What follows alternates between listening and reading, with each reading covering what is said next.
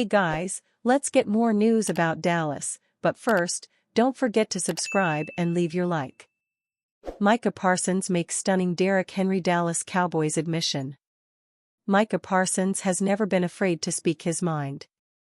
The Dallas Cowboys All-Pro linebacker turned heads with some of his criticism directed towards his own team this season. It's no secret the Cowboys struggled this year.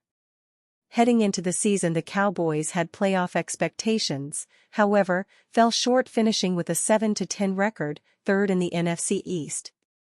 Injuries were part of the story, as QB Dak Prescott suffered a season-ending hamstring injury in Week 9. However, poor play was the storyline of the Cowboys' season. Despite Parsons contributing 12 sacks in 13 games, the Cowboys' defense was porous, ranking 31st in points allowed, 468. The Cowboys' offense struggled mightily as well. They ranked 27th in rushing yards, 1,705, and dead last in rushing TDs, 6, and according to Parsons, not even the great Derrick Henry would have helped the Cowboys win this season. Parsons made his feelings known during a recent interview with Adam Shine on Mad Dog Sports Radio. Derrick Henry single-handedly outperformed the Cowboys in the RB department in 2024. Henry finished with 1,921 rushing yards and 16 TDs. The Cowboys were famously the other team Henry had interest in signing with prior to the 2024 season, but they never pursued him. And according to Micah Parsons, it wouldn't have made a difference. That is one serious indictment of your own team, and it can't bode well for Parsons' long-term future with the Cowboys. Colorado's Deion Sanders, zero interest in coaching pro ball, Cowboys. Deion Sanders stayed at Colorado after interest from the Dallas Cowboys in hiring the Hall of Fame cornerback to return the NFL as Mike McCarthy's replacement. But the pro game is, well, too primetime for even Sanders these days, he said on We Got Time Today on Tubi in a discussion about contact from the Cowboys with Troy Aikman. I couldn't coach pro ball, Sanders said. That's why I say, I couldn't coach. I know it was cute. But I couldn't coach pro ball, because the way they practice, the way they go about it, I couldn't take it. As a man, and as a football enthusiast, and I care about the game. The game is still providing for Troy and I, so there is no way I could allow that to happen on my watch. That would be tough. The sentiment is not new for Sanders.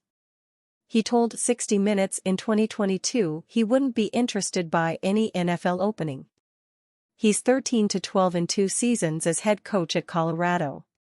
The Buffaloes went 9-4 last season, and cornerback wide receiver Travis Hunter won the Heisman Trophy. The Cowboys last appeared in a Super Bowl in 1996, a roster that featured Sanders, Aikman, Michael Irvin, Emmitt Smith, and Charles Haley. For Dallas, Deion would have been a really good fit because he would have commanded the room, and his personality is such that people would have known that he was in charge, Aikman said. And I think that's important for the organization to know that the head coach is the one who's calling the shots and that he's in charge. Aikman said some of Sanders' former teammates with the Cowboys are perturbed by owner Jerry Jones not pushing for a formal interview or making Sanders an offer. You didn't need a call from me, Aikman said. I was watching, wondering how this whole thing was going to unfold. I will say this, as you know, playmaker Michael Irvin is a Cowboy apologist, and you not getting an official interview, not being hired, even I'm not sure he's on the train right now. Dallas hired offensive coordinator Brian Schottenheimer instead, an in-house promotion for the longtime assistant and son of late NFL coach Marty Schottenheimer. It is true that, heading into the 2025 offseason, the Dallas Cowboys have a long list of issues that require attention.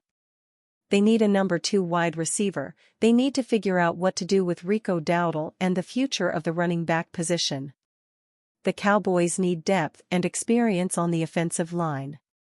They need to remake the defensive line and need help at safety.